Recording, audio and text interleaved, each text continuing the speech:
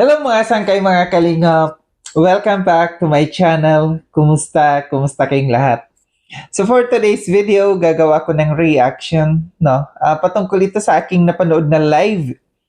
Isang dating sponsor ni ni na Edo ng EDSI na reactor ito dito sa Kalingap. Kinokumbinsi ngayon ng isang sponsor ng Team Guapa dahil gustong magsalita na.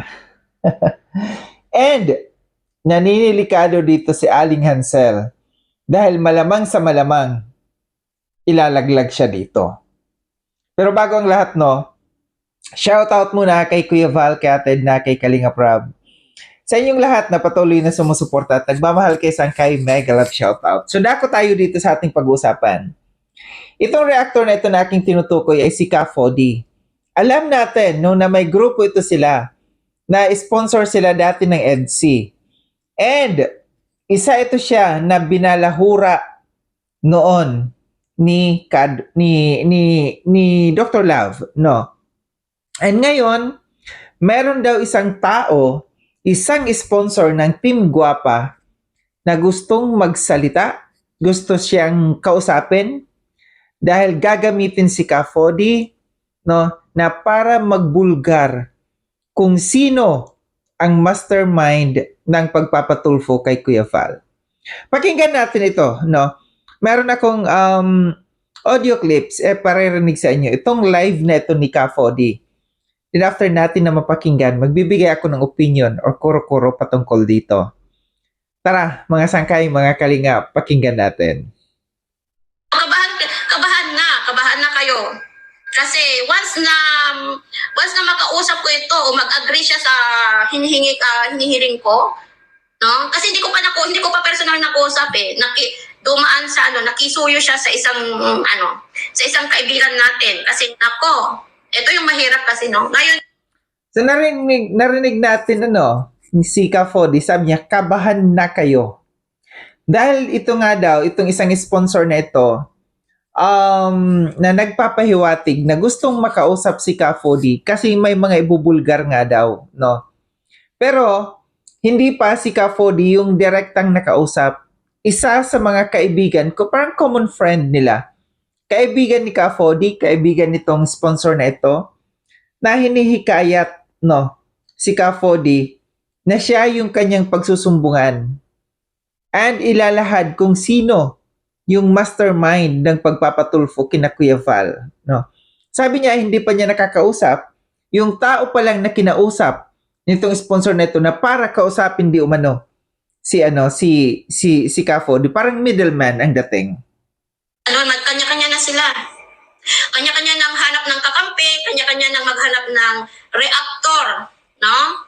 Na ipapakontent sa mga nangyayari behind sa tulpo, lahat-lahat. Naku po. Kung ako si Hansel, ito, naghahanap na daw ng mga reactor kung sino ang pwedeng ipakontent. Kung sinong reactor ang pwedeng mag-content. Kung sino yung mastermind behind doon sa tulfuhan. Nangyayari kasi ito ganito, Sa mga hindi nakakaalam, pagka ganito na mga na may mga issue na nangyayari, ang mga reactors, kaming mga reactors, nilalapitan yan, Nilalapitan ng mga sponsors, or kung sino man dyan, na may alam, na para kami ang magsiwalat ng kanilang mga nalalaman. Yung iba, pagka-sponsor ang lumapit, sinasamantala. Kagaya nitong ninabayad bagsak, Sinasamantala nila pagka merong sponsor na lumalapit. Lalo na pagkakalaban, sinasamantala nila, pineperahan nila. Pero yung mga matitinong reactors, hindi yan tumatanggap. Basta meron lang mai-content. Karamihan dito, mga sulid, na mga reactor ng Kalingap, hindi tayo tumatanggap dyan. Ang sa atin lamang, may maibulgar lamang tayo. May mai-content lamang tayo. Pero yung iba, ginagawang pera-pera yan. Yung mga mukhang pera, yung mga makakapal ang mukha na pera-pera lamang. Ito, pakinggan natin ulit.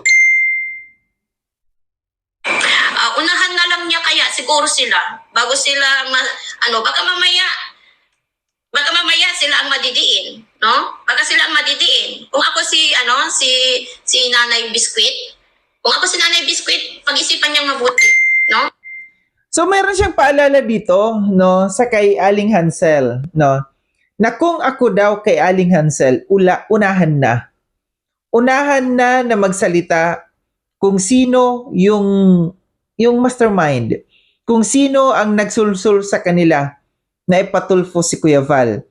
Kasi pag ito lumabas, no, pag ito lumabas, malamang sa malamang baka, no, balik ta rin sila nitong sponsor na ito. Kasi nagkakagulo na sila ngayon eh. Parang wala na silang nagiging kakampi ngayon. Pagka ito may magsalita, no, pagka itong sponsor na ito na tinutukoy ni Kafo di magsalita, tudas na talaga sila. Magsalita siya, no? Kung may gusto niyang linisin, total naman is may mag-live sila, no? Bago maunahan, no?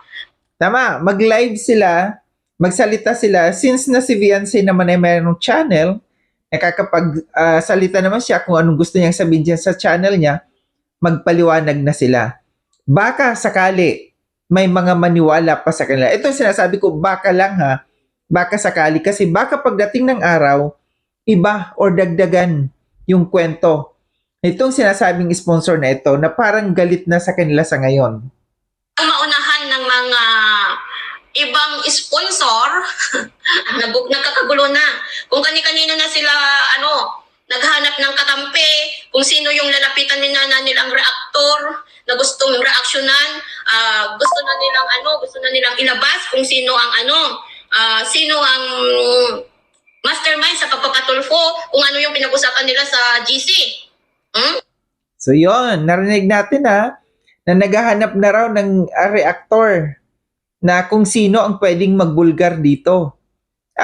Welcome naman lahat sa atin, Basta mayroon lang mga resibo, tayong mga solid na mga kalingap reactors, tayong mga matatagal na dito, hindi tayo basta-basta naniniwala lamang sa mga sabi-sabi.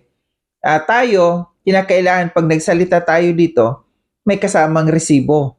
Kasi baka pagdating ng araw, mabalikan tayo. Ako yung naisipan nilang lapitan. Paglabasan. Kung hindi na pagbigyan, bulgaran, kantahan. Tulad ngayon. May isang sponsor sa Team Guapa. Sponsor ito. Hindi ko sabihin na member. Sponsor ito. Sponsor ito ng Team Guapa at saka Empowered Woman. Yan, narinig natin Ito daw ay isang sponsor and member ng Empowered Woman, alam naman natin itong Empowered Woman, ito sila yung mga dating strikers, itong mga balahura, mga balahura ng mga reactors dati ng Kalingap. Ngayon, ang binago na nila, nung lumalis sila dito sa Kalingap, binago na nila yung pangalan ng grupo nila, Empowered Woman, And kasama daw nila itong sponsor na ito. Siguro may idea tayo kung sino dito kasi iilan lamang sila dyan. And lagi nilang sina-shoutout yung mga pangalan nung kagrupo nila ng Empowered Woman. Iilan lamang sila dyan ng mga sponsors dyan. Nababanggit nila at nasa-shoutout nila. Siguro kung kayo na minsan nakakapanood sa kanila, kung sino yung kanilang sina-shoutout, lalo na kay Bayad Bagsak, mga sponsors yan, kaya sina-shoutout niya. Malamang sa malamang, nakakatikim yan. Namamantikaan ang nguso niyan.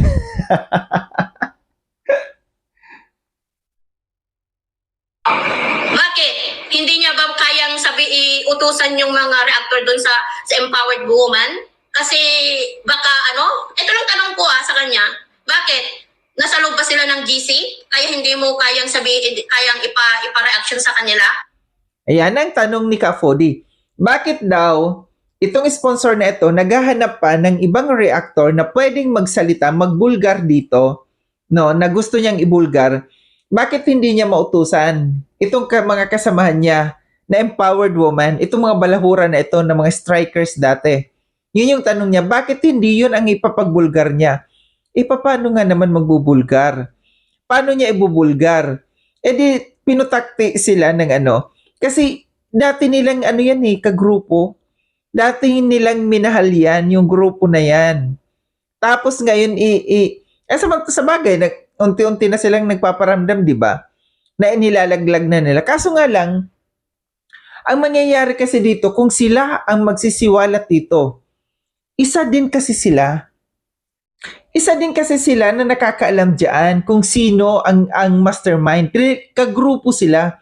Alam nila. And, di ba, meron nga balibalita, itong si Bayad Bagsak ay kasama doon sa pagpapatulfo. Nandoon siya mismo nung time na nagpapatulfo. Nandiyan dyan si Bayad Bagsak. Kaya paano siya magsasalita? Dahil isa siya, no, nakasama dyan. Yung behind sa tulpo, yung mga grupo ninyo, hindi mo ba kaya? Kasi kasama ba sila doon sa GC ninyo? Kaya ako yung gusto nyong lapitan ngayon na reaksyonan. Baka yung sinasabi mo, baka alam ko na. Baka yung sasabihin ko na mastermind, baka alam ko na. Pero masasabi ko lang dito, no? Masasabi ko lang, mag-ano na lang, si Nanay Hansel na lang ang hintayin natin. Si Nanay Biscuit na lang ang hintayin natin. Mas gusto, siya na lang ang unang magsabi sa live bago siya maunahan ng mautusan na reaktor na maglabas lahat ng mga baho nila. Ito yung laging, kanina pa sinasabi dito ni Ka Fody, no, na kung ako kay Aling Hansel, unahan na niya, no, na magsalita.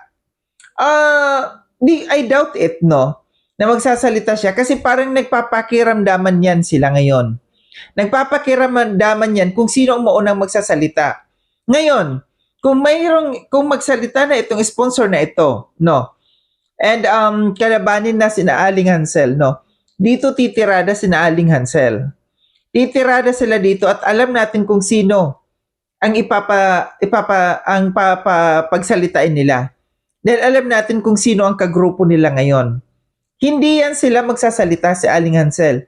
Meron silang spokesperson na kanilang papapagsalitain. Kasi alam nila kung sino ang may hawak sa kanila sa ngayon. Baka, kung yung ilalabas nila, yung gagawin po nila is baka baka may dagdag, may kulang, sila pa yung mapapasama, no? Ito kasi yung mangyayari Hindi nila napag-isipan masyado. Nag-trust kasi silang masyado. No? Nag-trust sila kasi masyado. Kaya yun, wala tayong magagawa. Ganyan ang mangyayari. Pero sabi ko nga,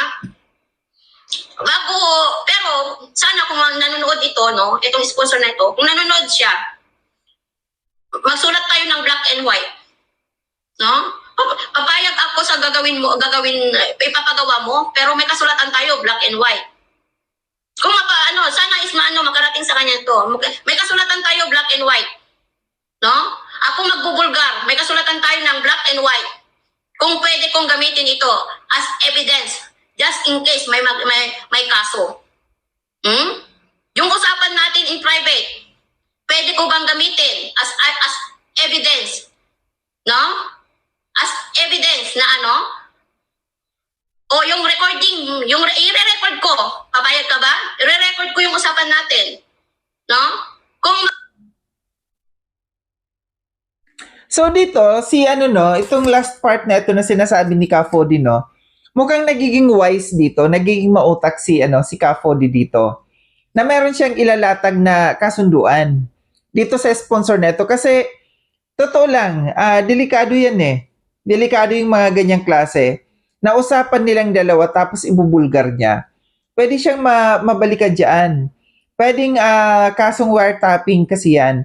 Pagka yung conversation ng dalawang tao na ilabas ng isang tao, nilabas doon sa it's either doon sa dalawan pwedeng makasuhan ng wiretapping. Okay lang sana kung ilalapag yan doon sa isang GC and maraming makakabasa, safe yon. Walang makakaano doon. Kung halimbawa, yung sponsor, ako yung sponsor, magsasalita ako dun sa GC, sasabihin niya kung ano-ano mga pinagsasabi niya, no? Patungkol doon. Safe yon. Magiging safe yon. Pero kung silang dalawa, halimbawa si Ka-Fody, ang mag-aano dito, ang maglalabas doon sa kanilang usapan nilang dalawa, delikado. Kaya naisip ito ni Ka-Fody, may isip si Ka-Fody, naisip niya na para maging safe siya. So, ang mangyayari dito, no, kailan may kasunduan. Pagka siya ang nagbulgar dito, tayo ng mga reactors, alam natin ang mga diskarte dyan. Alam natin kung anong pwede nating kung ano nating pwedeng gawin dyan. Alam namin ang strategy dyan para maging safe din lang tayo. Ngayon, balik tayo dito. Kung ito man ay may katotohanan, no, na mga isiniwalat dito ni Ka-Fody, delikado.